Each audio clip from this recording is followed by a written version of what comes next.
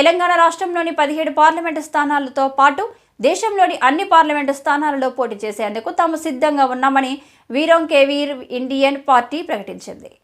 భారతదేశం వీరులకు పెట్టింది.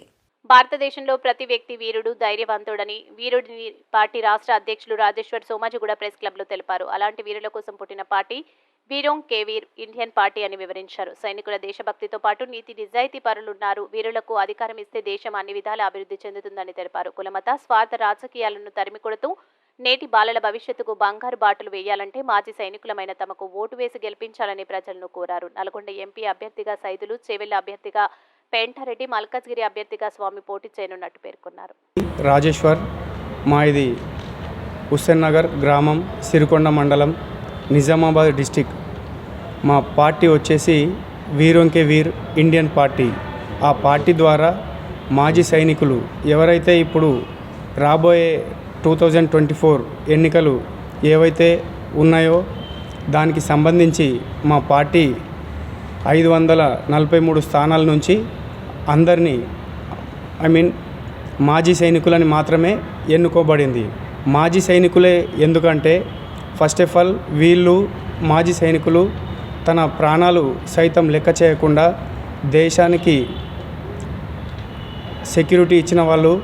అలాగే వీళ్ళ ప్రాణంతో తిరిగి వచ్చారంటే ఏదో ఒక మంచి బోనస్ పాయింట్ లాగా. ఎప్పుడు కూడా ఒక మాజీ సైనికుడు తన ప్రాణాన్ని లెక్క చేయకుండా తన యవ్వనం మొత్తం కూడా దేశం కోసమే అంకితం చేసినవాడు.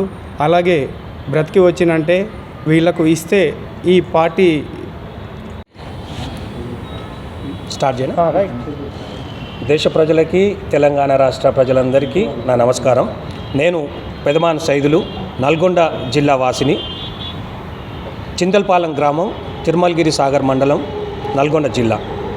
వీరోం కే వీర్ ఇండియన్ పార్టీ ద్వారా నాకు నల్గొండ నియోజకవర్గం నుంచి పోటీ చేయడానికి ఎంపీ అభ్యర్థిగా ఈ 2024 సార్వత్రిక ఎన్నికల్లో పార్టీ అధిష్టానం నా పేరు ప్రకటించింది.